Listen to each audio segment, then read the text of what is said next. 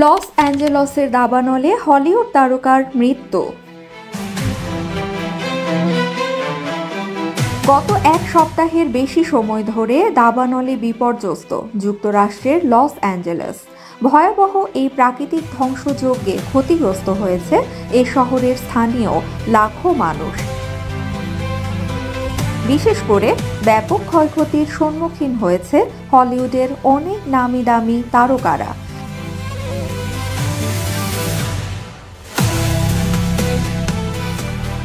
বিধ্বংসী এই দাবানলে ঘরে আগুন লেগে মৃত্যু হয়েছে একসময়ের জনপ্রিয় শিশু শিল্পী রবি স্কাইজের।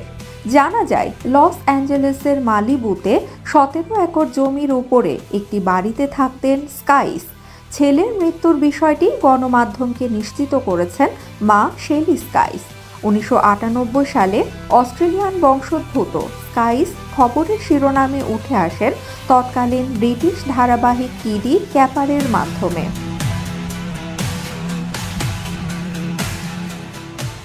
ছেলের মৃত্যুতে আক্ষেপ করে মা শেলি জানিয়েছেন, অনেক চেষ্টা করেও তিনি ছেলেকে বাঁচাতে পারেননি।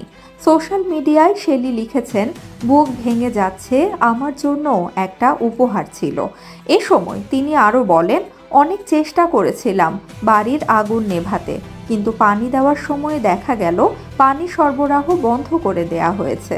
ওর ঘরের ছাদে পানি দিতে পারিনি, কারণ কোনো পাইপে পানি আসছিল না, এমনকি দমকল কর্মীদের কাছেও কোনো পানি ছিল না। উল্লেখ্য, বিভীষিকাময় এই দুর্যোগে মৃতের সংখ্যা বেড়ে দাঁড়িয়েছে 16 জনে, যা নিশ্চিত করেছে লস অ্যাঞ্জেলেস কাউন্টির চিকিৎসা পর্যবেক্ষকরা। তারা জানিয়েছেন, হতাহতদের ঘটনায় চলছে তদন্ত।